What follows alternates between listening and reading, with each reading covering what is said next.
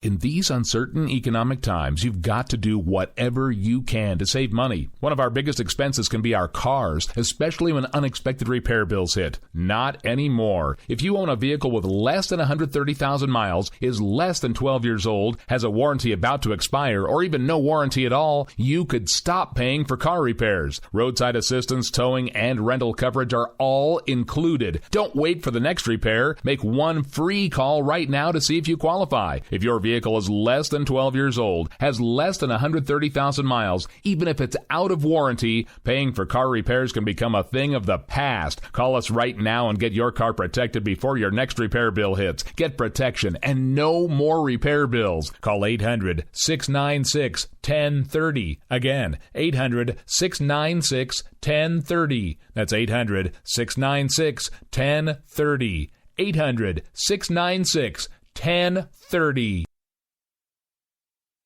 Joe had huge problems with the IRS. I knew it was coming. I hadn't filed taxes since 1990. All the IRS letters coming in added up to a nightmare. To get up to like $68,000, my heart started beating fast. It's like, there's no way, man. I mean, I ain't going to be able to do this. Then they stopped his paycheck. So that's when I started making phone calls and found U.S. Tax Shield. U.S. Tax Shield went to work immediately. They just took the bull by the horns. What blew my mind is he called the IRS right then and there. So why is U.S. Tax Shield A+ rated with the Better Business Bureau? Joe knows. They saved me a ridiculous amount of money. If you owe more than $10,000 to the IRS or state, choose the company Joe chose, U.S. Tax Shield. It was the best decision I made. U.S. Tax Shield is the way to go. Life is good. Thank you, Lord.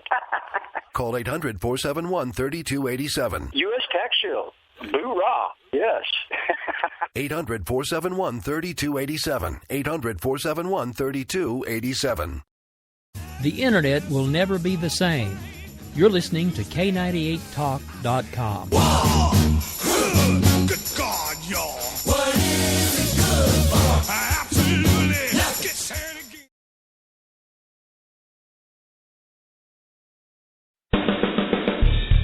They say we offer simple answers to complex problems. Well, perhaps there is a simple answer. Not an easy answer, but simple. It's common ground. It's common ground. It's common ground. It's common ground. We have serious problems to solve, and we need serious people to solve them. Republicans and Democrats. Side of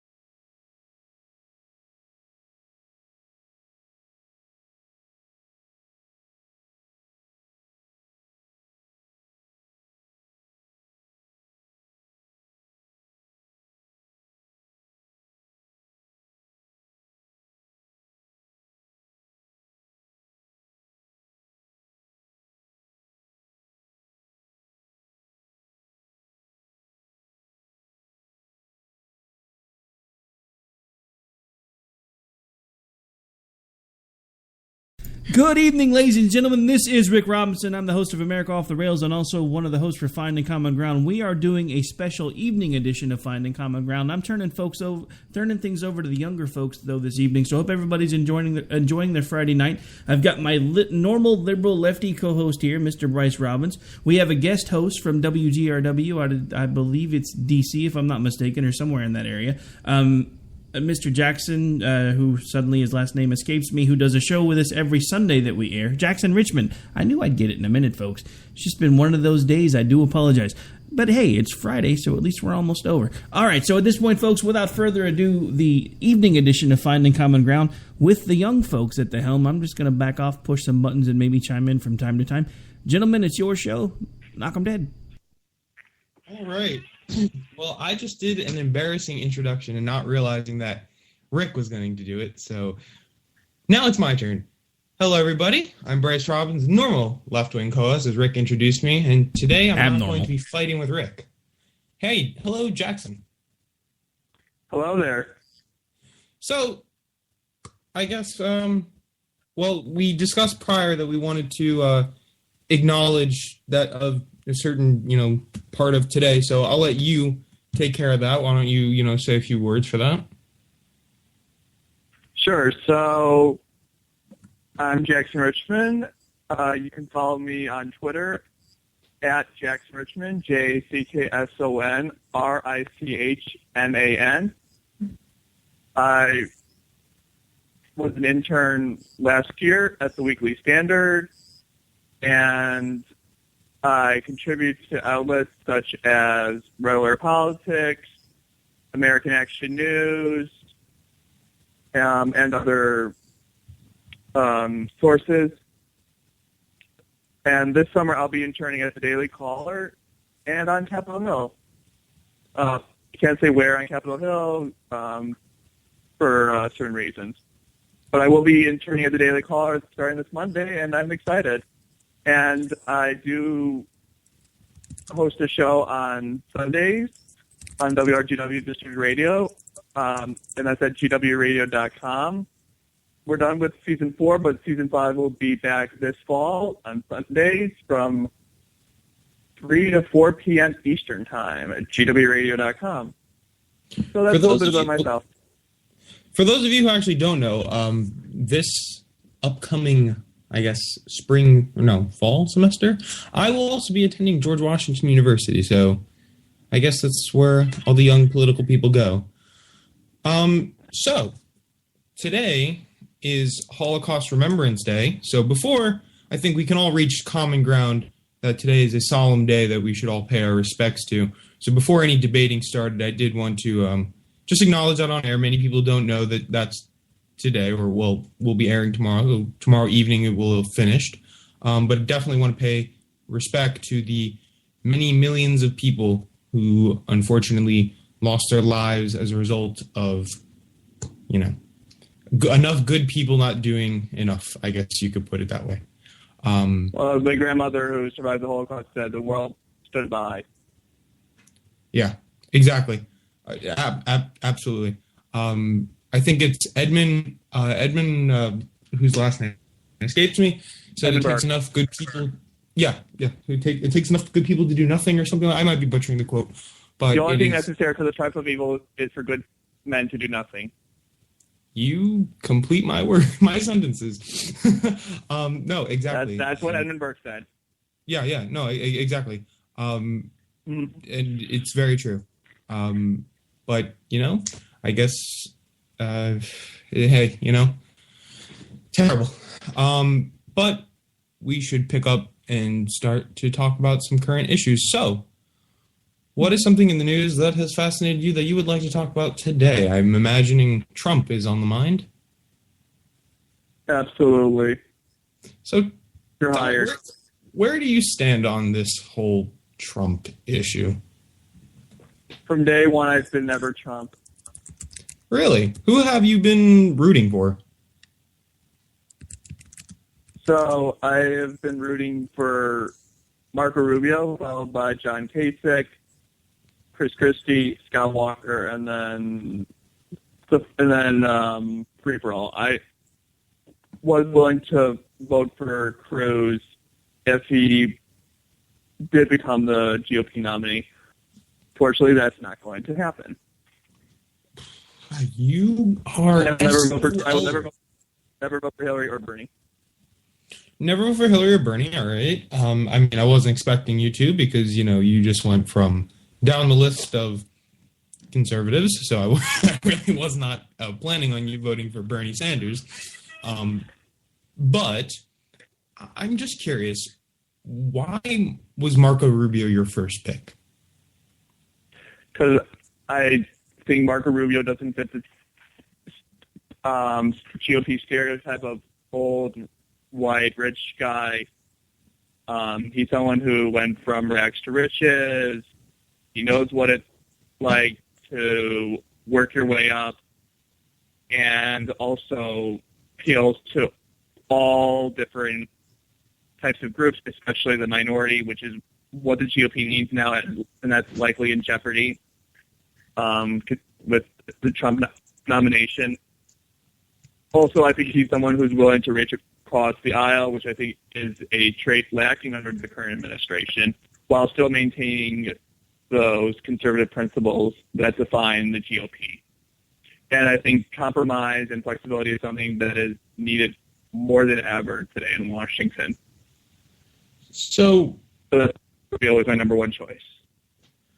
So, one thing that turned me off of Marco Rubio, and I'll be honest, I went, I guess you could say, shopping for some candidates, looking around to see who did I like the best from the Republican Party, just to have some fun. I'm a liberal, so I was not going to be swinging from that side anyways, but I wanted to see who I liked best.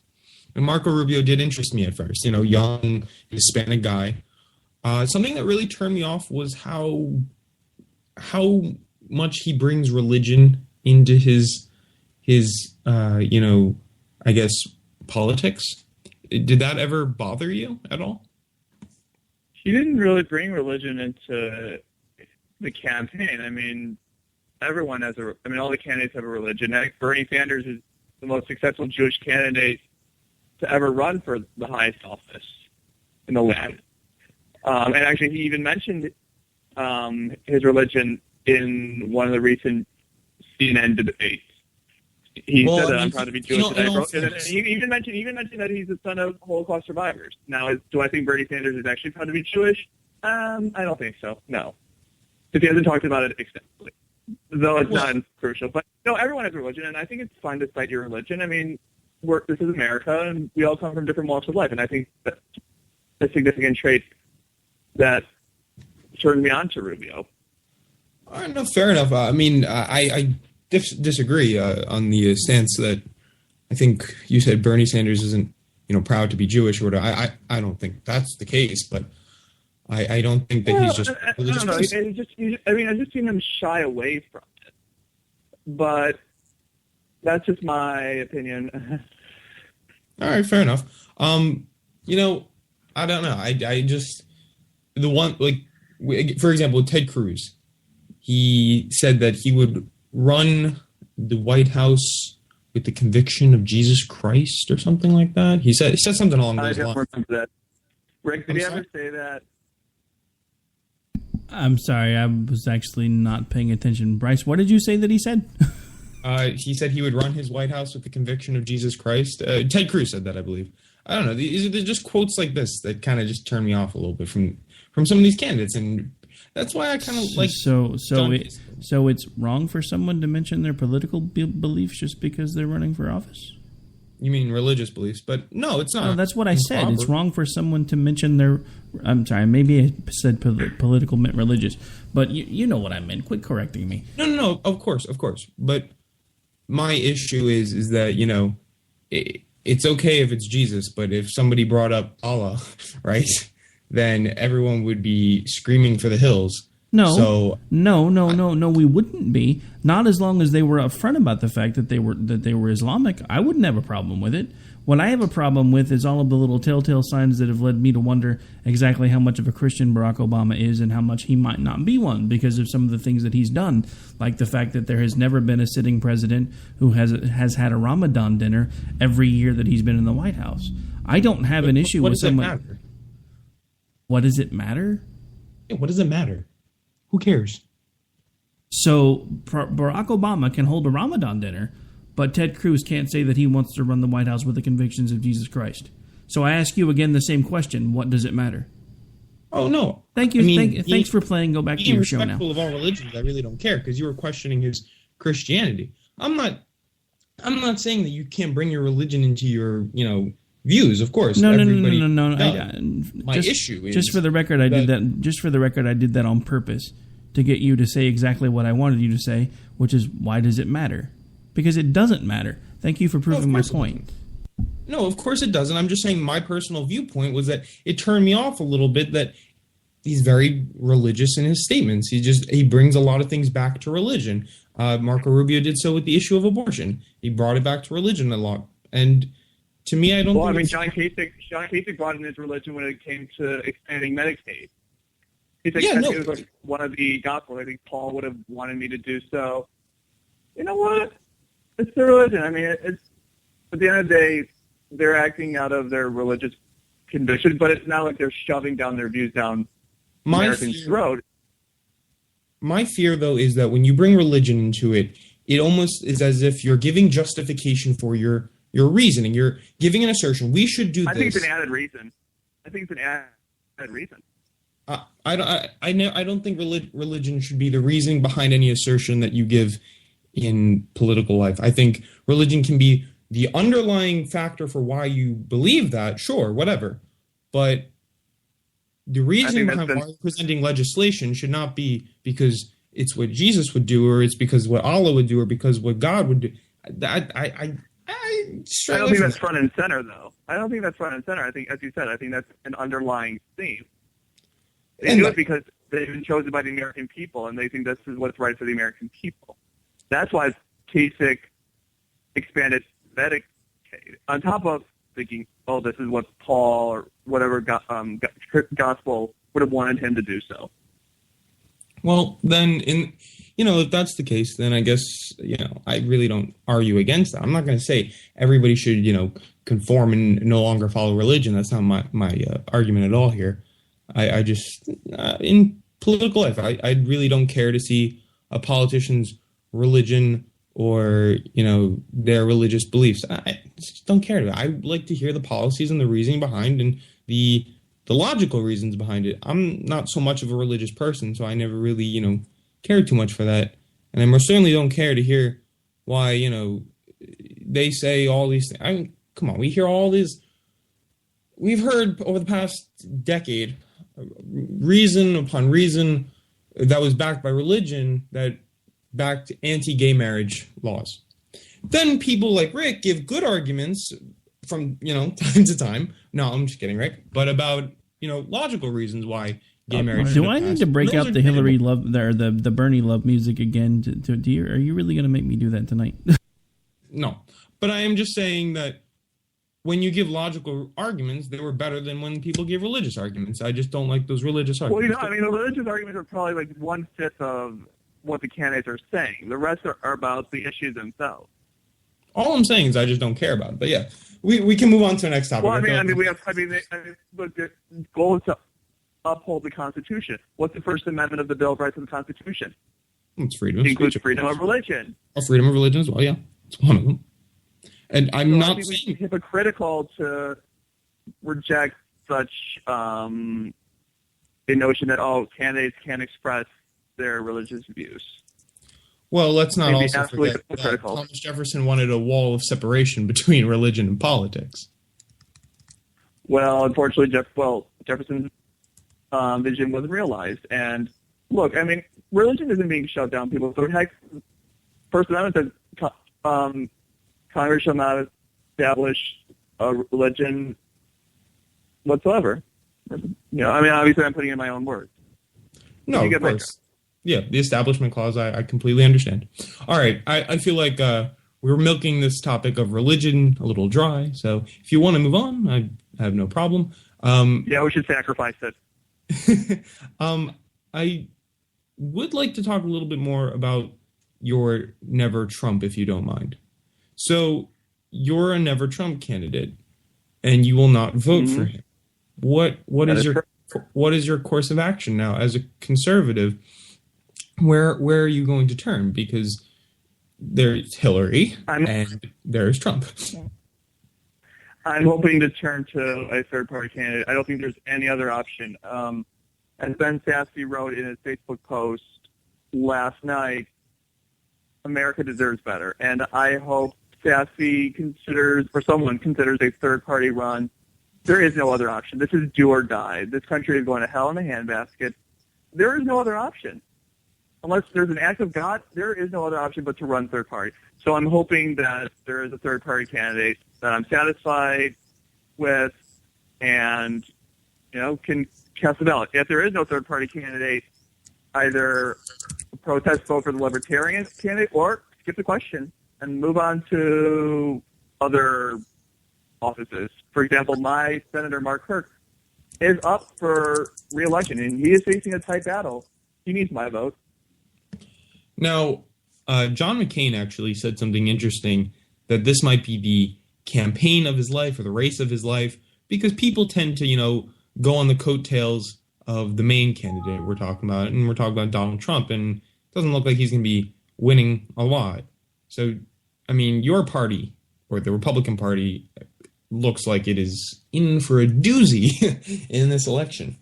Now, about Ben Very Sasse. low water take, too. Yeah. But about Ben Sasse, because he actually interested me. You know, he's young, he's smart, very, very smart, well-educated man. Do you think that he could do anything to get the Republican nomination? I mean, let's not forget, the conventions are the least democratic thing. It is literally delegates who, you know, just vote however they want, essentially. And that's not true. Some delegates, it's based on the state. No, I know. Some delegates are bound to a certain candidate, and how are those delegates selected? By the people.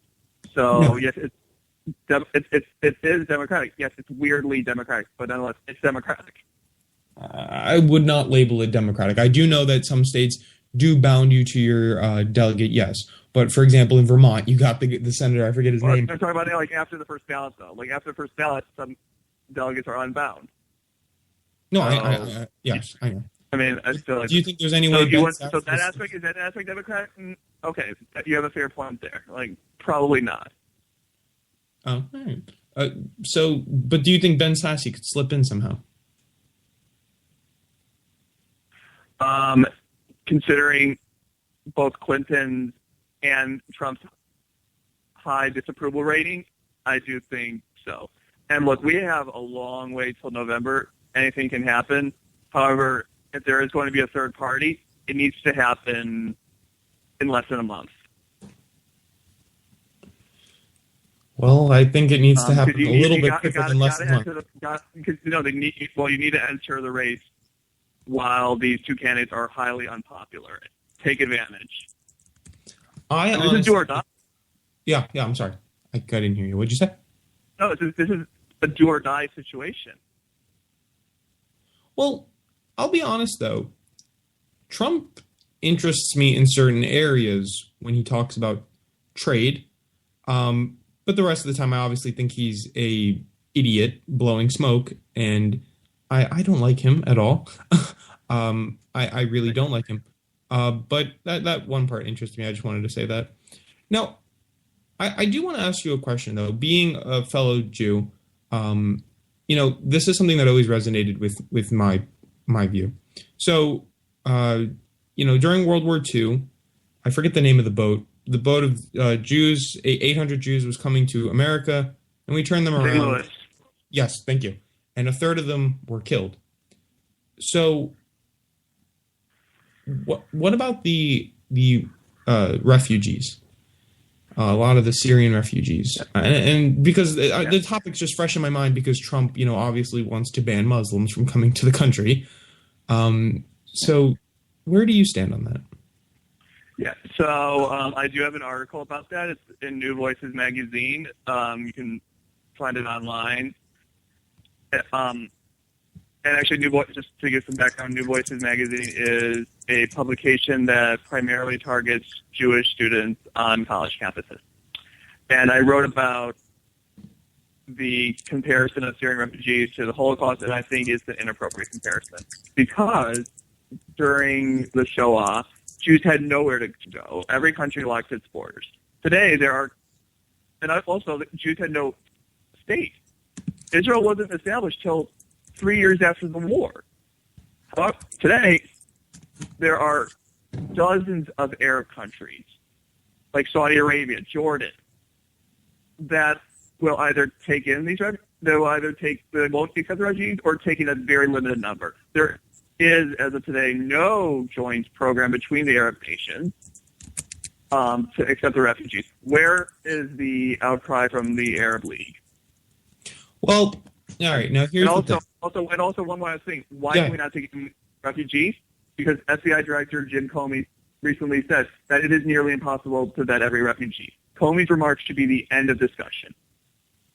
No, I mean, I'm just trying to play some devil's advocate here. I have my pretty odd opinions for a liberal on this one. But here's the thing. We're supposed to take you're sick, you're tired, you're hungry, whatever. That doesn't mean not vet them. I'm sorry? That doesn't mean not vet them. No, of course. But my problem is that a lot of these Arab nations aren't taking them. So isn't it I mean, and that's the problem, my friend. That's the problem. So why are we supposed to say too bad? Because they should. Why are you saying the Arab nation shouldn't take them in?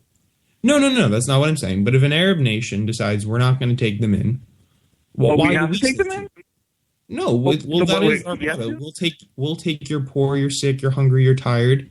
That's even though a couple months ago the FBI arrested 66 people, some of whom were disguised as refugees, but actually members of ISIS. I don't want that in my country. I don't want refugees coming in and we don't know who they are. Yeah, but the thing is, FBI Director Jim Comey said we cannot properly vet every refugee. It is nearly impossible to do so. That should be the end of discussion. No, I mean, but no the thing is, question what Comey said. And again, just playing devil's advocate here, they used to say that the Jews were bringing communism and socialism, so we can't let them in, or they will destroy our way of life here. Well, Jews were oppressed by communists. They were oppressed by Lenin and Stalin. No, but that doesn't. So that is nothing but a conspiracy theory. But that doesn't. So that's not a valid argument.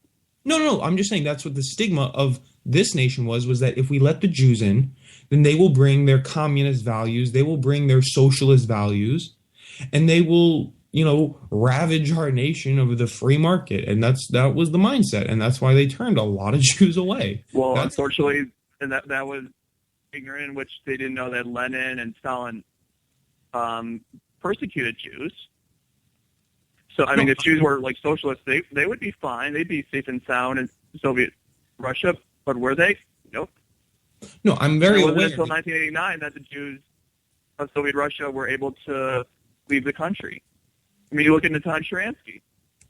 So, I mean, it's not a substantive argument to say, oh, but people thought Jews were communists, but we can't take in the refugees, even though it was proven that some refugees were actually members of ISIS.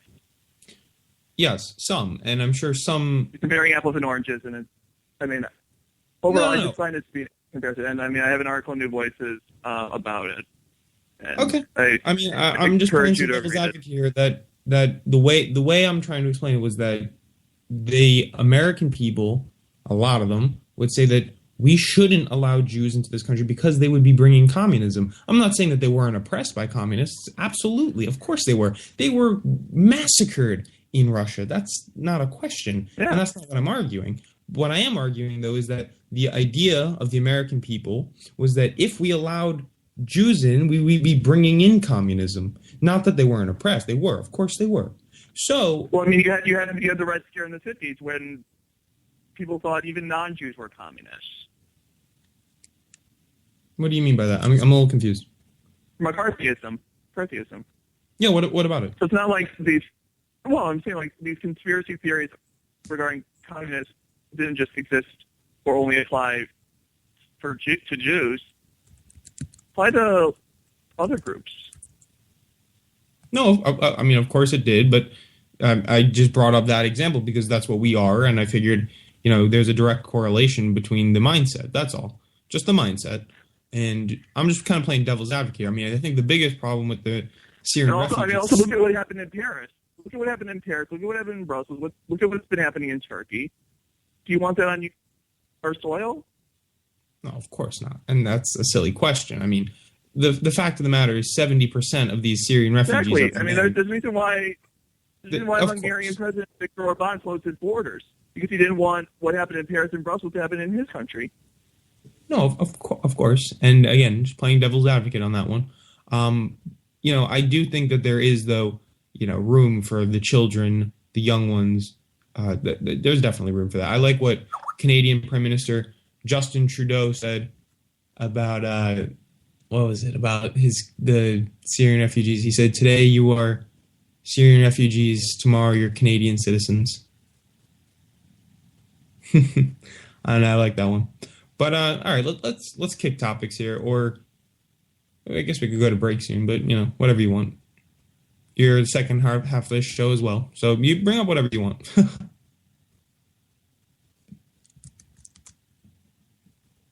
What do you say, Rick? Actually, why don't we go ahead and call timeout real quick? We'll play some commercials, come right back. This is Finding Common Ground, the evening edition, right here on K98 Talk. We'll be back with you here in just a couple minutes. Hope you guys are enjoying the rest of your Friday night. Don't go away. Apparently, I shouldn't have picked up the crack pipe right before we went to break. I'll be right back, folks, and so will they. They say we offer simple answers to complex problems, but perhaps there is a simple answer. Not an easy answer, but simple. It's common ground. It's common ground. It's common ground. It's common ground. It's common ground. It's common ground. The internet will never be the same. You're listening to K98Talk.com. Wow! Good God, y'all! What is it good for? Absolutely! Let's get started again. When our water heater broke down last month, it was a nightmare. It took 5 hours for the plumber to show up, and he charged us a couple of $100 just to come out. And then it cost another $1,800 to put in the new water heater. By the time it was all said and done, I felt like I'd been taken. But what else could I do? The smartest thing you can do is get a home warranty from American Residential Warranty. Their home warranties pay to repair or replace all your major appliances when they break, and they will break, and at the worst possible time. Call American Residential Warranty right now for free information on home warranties starting at just pennies a day. Don't wait for your refrigerator to stop running or your ceiling fans to stop turning. Call American Residential Warranty right now. Ask how you can save up to 50% on washer and dryer coverage. Just call 1-800-513-6154. That's 1-800-513-6154. Again, 1-800-513-6154. Call now.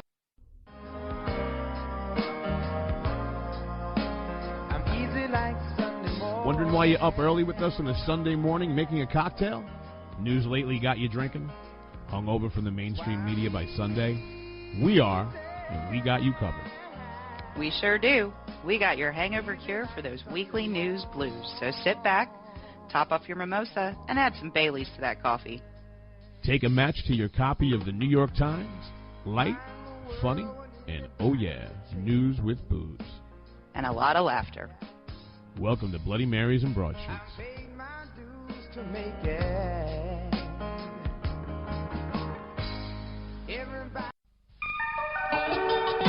The staff of K98 Talk and the Spark Radio Network is proud to announce that our very own Rowdy Rick Robinson has been selected as one of the top conservative talk show hosts in the nation for his program America Off the Rails.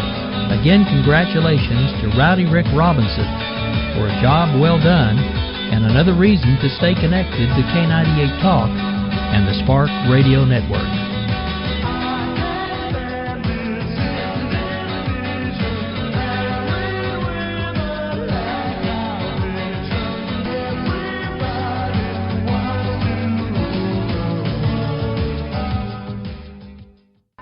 Our military service members volunteer to protect us in the most dangerous places around the world. They step up. And when they are severely ill or injured, returning to their families is only the beginning of their long road home. Wounded Warrior Project provides these brave men and women whatever they need to continue their fight for independence at no cost for life. So now it's time for a grateful nation to step up. Join us at findwwp.org.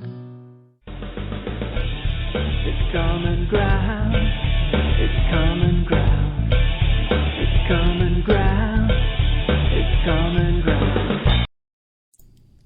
All right, folks, we are back. We are live. This is a very special evening edition of Finding Common Ground. I am joined by the younger folks of the crew. We've got Jackson Richmond from WGRW. We also have Bryce Robbins, my usual leftist co-host. I'm going to back out and start pushing buttons again, let these guys get back to the conversation. We hope you guys are enjoying your Friday night. Thanks for hanging out with us here on K98 Talk.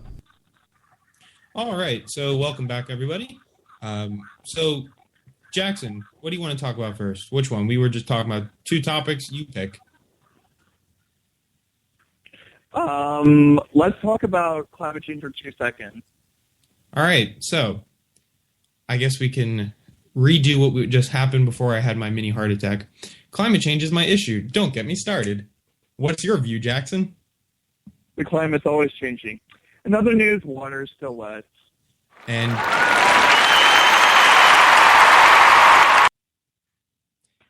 I hate everybody. Rick, I hate you.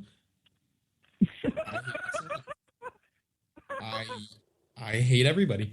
Well, one, I disagree with what Jackson just said. That is false. But it's... Wait, you don't think climate's always changing? No, of course the climate's always changing. Of course, you don't think water is still wet? No, of course. But the fact of the matter, and well played, sir. Well played. No, we are obviously accelerating the speed at which our planet is heating up. But if you don't agree with that, I think we can both take the argument and the agreement that whether or not you believe the climate is changing is irrelevant. We can both agree that it is not good to breathe in coal. It is not good to drink fracking solution. So at the end of the day, we should strive for a cleaner, brighter future. My God, are you still talking? No one's saying otherwise. Well, I mean, we keep drilling for it. I mean, go to Rick's state of Oklahoma. They have 800 earthquakes now, as opposed to 2 because of fracking. So when you tell me fracking's safe and there's 800 earthquakes, I don't know. Just when I think you've said the stupidest thing ever, you keep talking. I know. King of the Hill. I hear it every time we bring up climate change. But the fact of the matter is NASA's on my side. The United States military's on my side. Just about every freaking science organization's on my side. So, whatever. Well, it's not a theory, so it can still be challenged. Of course. But the fact of the matter is there's more CO2 in parts per million in the Earth's atmosphere in the past 800,000 years, and it's all started conveniently during the turn of the Industrial Revolution. So are we going to simply assume that it's the Earth out of nowhere? No, of course. That's ridiculous. And if 97% of doctors told me, Bryce, you have cancer, I would scream and yell. But when 97% of climate scientists say the Earth is melting, we sit and are doing nothing. And Hillary Clinton will make it much better. But what defines a climate scientist? Is an 8th grade climate scientist a member of the, as they like to call it, scientific community or scientific consensus?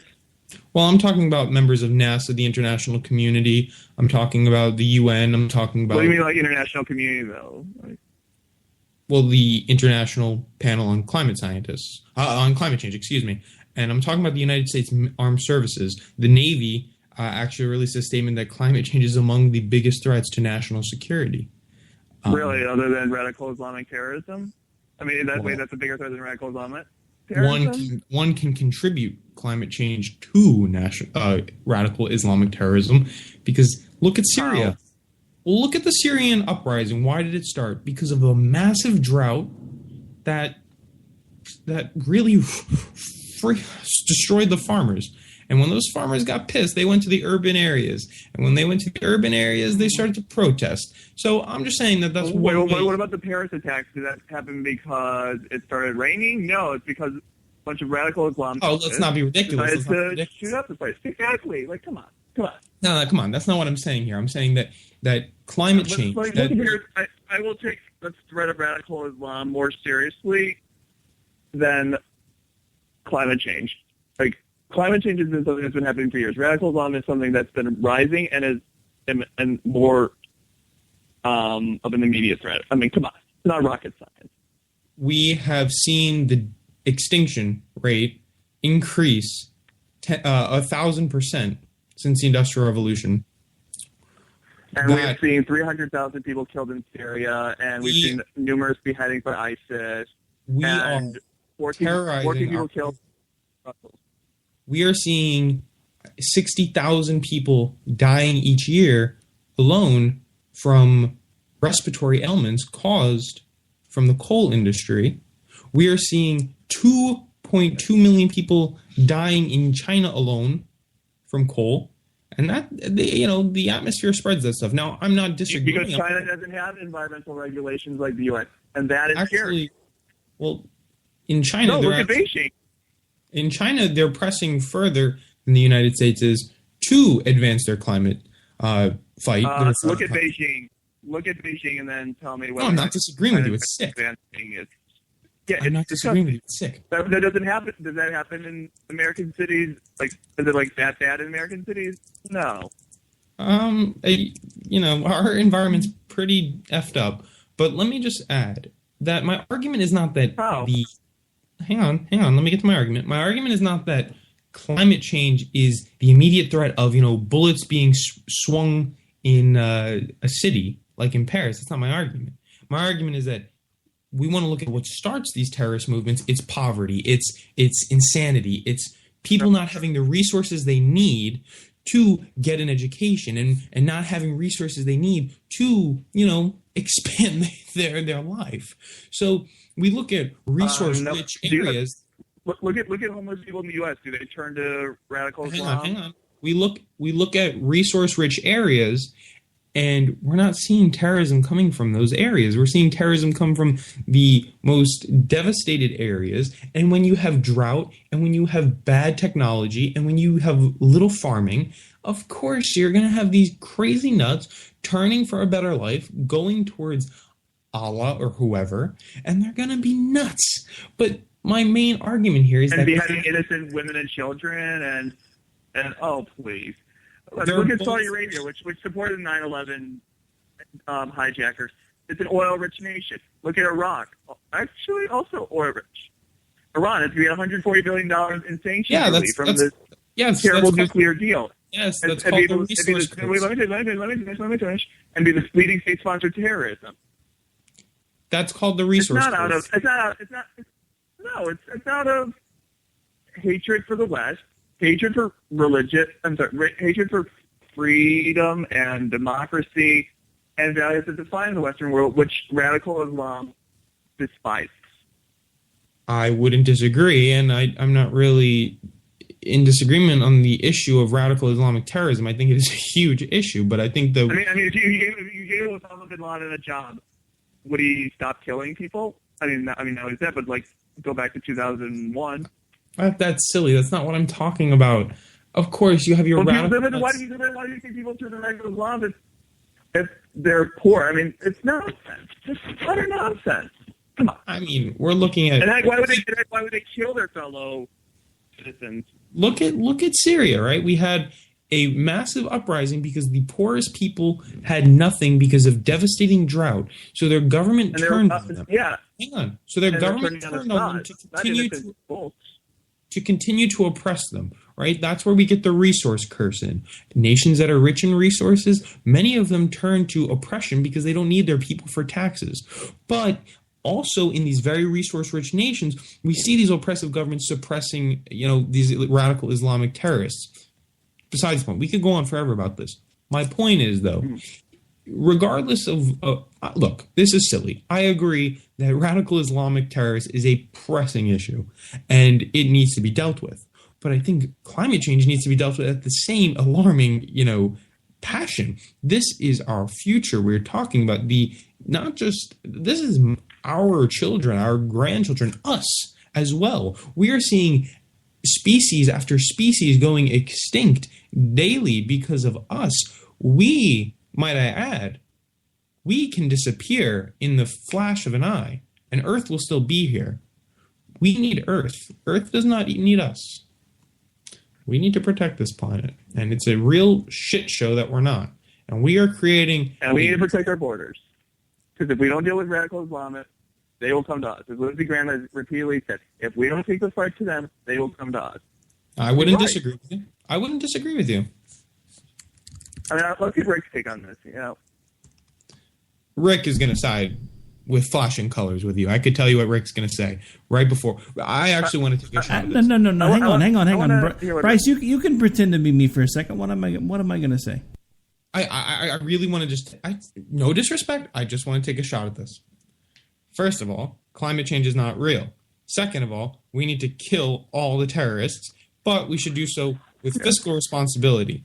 Then we can worry about the environment, but I don't want to kill the businesses because that is who's going to drive the economy into the future. Was I close? Okay, so easy way to take care of all the terrorists, neutron bombs. We should just wipe them out, get rid of them, keep all the buildings. Everybody can move wherever they want to move. Life's good, life's gravy. No, I'm just playing. But seriously, okay, look. Rick, I was about to scream at you. Yeah, I know you were. That's why I pulled back. And I don't want Jackson to get all freaked out his first time on the show with you, you know.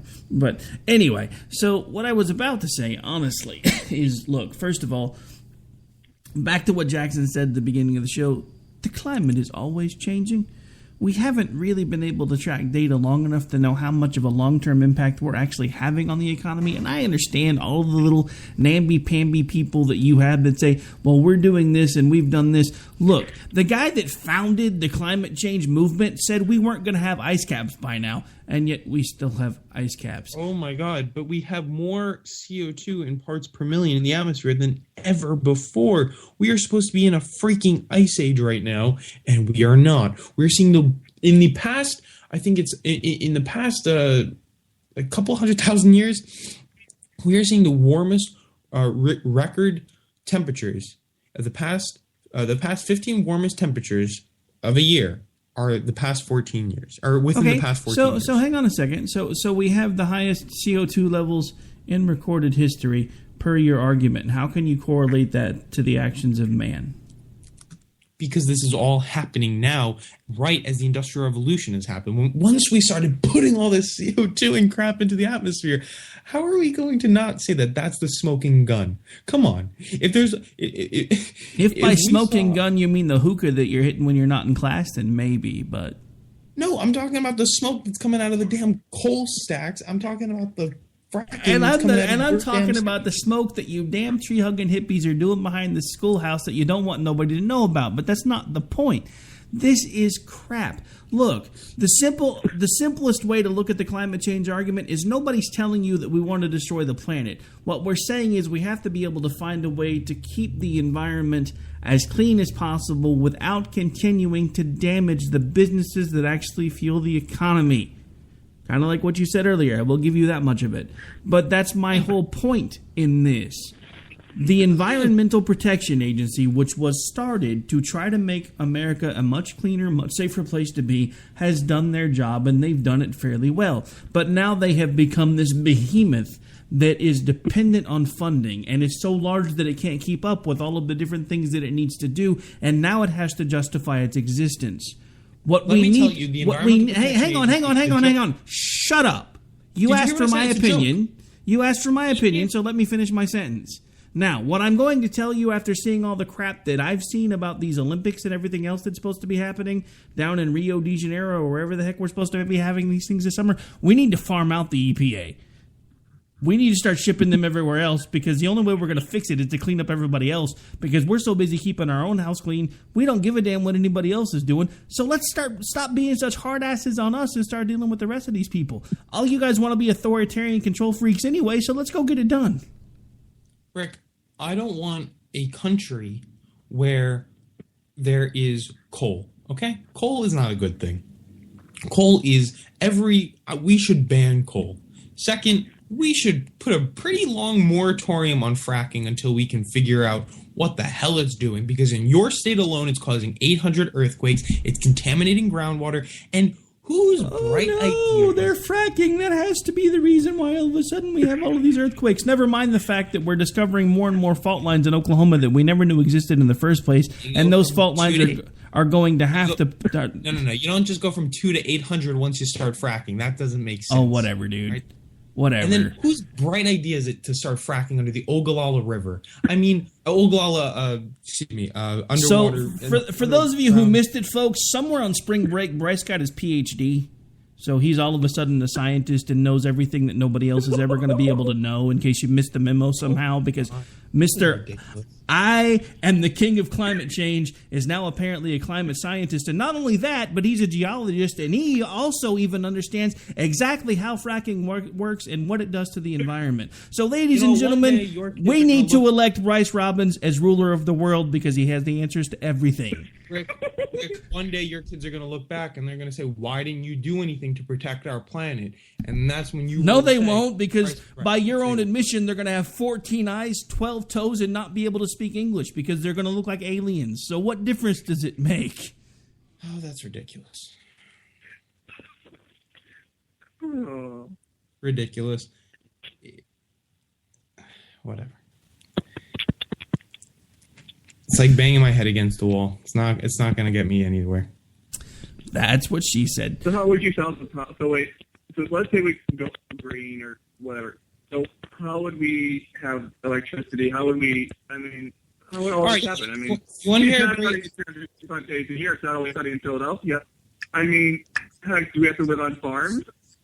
No, let me tell you how we can go green. Ready? First of all, we should get rid of all of these oligopoly, monopoly energy companies. By me, it's PSE&G. I don't know where it is by you guys. These behemoth energy companies that are so corrupt, okay, that they're gone. Next, you want to know what we can do? Let's start giving more tax incentives for people who get solar panels. And you know what? Let's make it so that you can be off the grid. You know, in many states, it's illegal to go completely off the grid, but we have the capability to do so. You don't have to pay your energy bill. You know the new Tesla battery that hooks up to your solar panels? For $1,500, you can start powering your own house. I mean, these technologies are here. We have wave energy that costs nothing compared to coal, compared to natural gas, and it's all there. Not windy every day. I'm sorry? Actually, not windy every day. Also, to invest... No, not wind energy. I said wave energy. Wave energy. I actually recommend reading Monica Crowley's article in the Washington Times from last week, in which Crowley writes about how these renewable energies actually screws up the working class and those who are poor, because you have to increase taxes in order to invest in these renewable energies, and guess who that screws? Yeah, it gets screws but it also screws the 99%. It also screws those who are working class and poor. Those are trying to get by. Hang on, first of all, here's the problem. We're talking about an entire restructuring of our energy system. I'm talking about getting rid of these energy companies and allowing people the opportunity, giving them the free market, okay, to buy and install their own systems, okay, of solar energy. That's not necessarily affordable. Not everyone can afford it.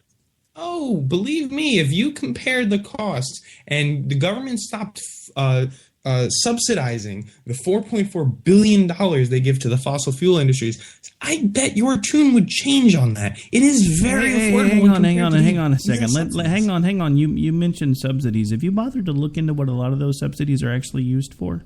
Yes, they go to offsetting a lot of the costs of these giant energy companies. No, that's not all they're used for. Have you actually researched where the money goes for those subsidies?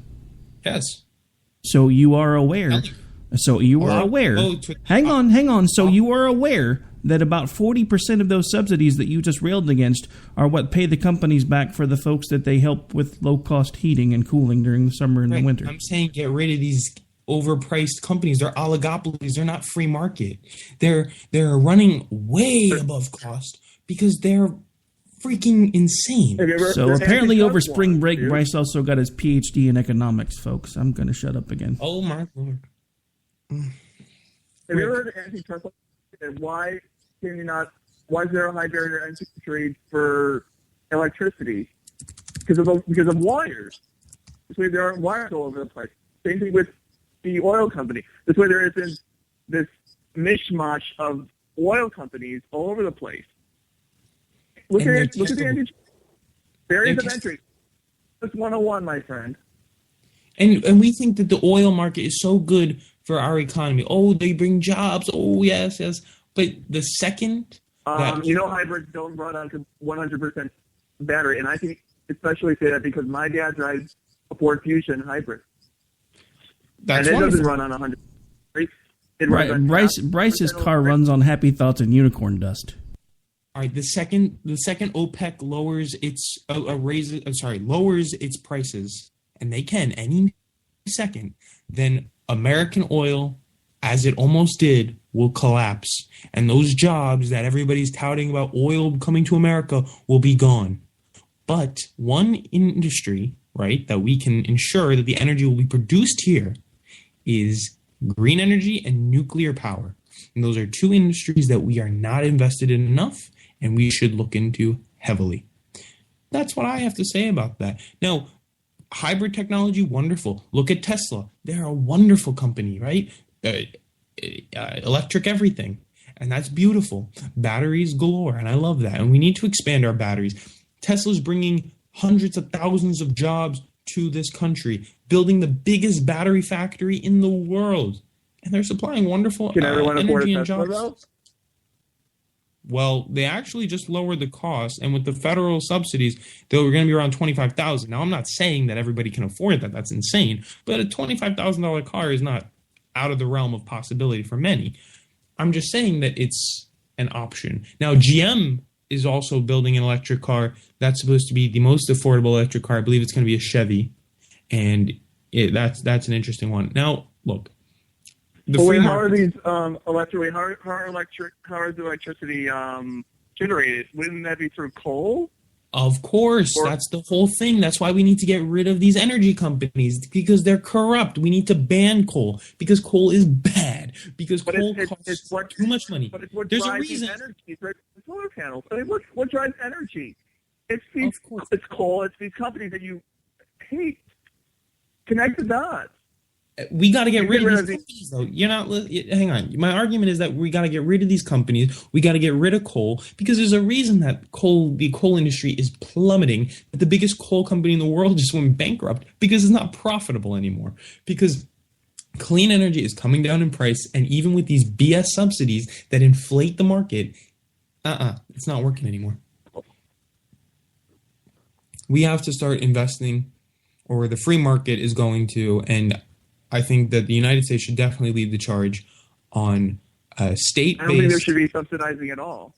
No, of course. I mean, I agree with some of that. I think there should be subsidizing for some things that aren't affordable. That's the whole point of subsidies. We couldn't afford many of the things that we do if it wasn't for subsidies. That's the whole point. There are certain industries... Obviously, picking winners and losers is a bad idea. But giving states block grants to do what they please and invest in what they please... installing what they please is not necessarily the worst idea. It allows for competition. That's why I don't understand why Obamacare isn't opened up to the 50-state exchange. I think that would help it, but apparently it doesn't, according to my side's argument. But I disagree there.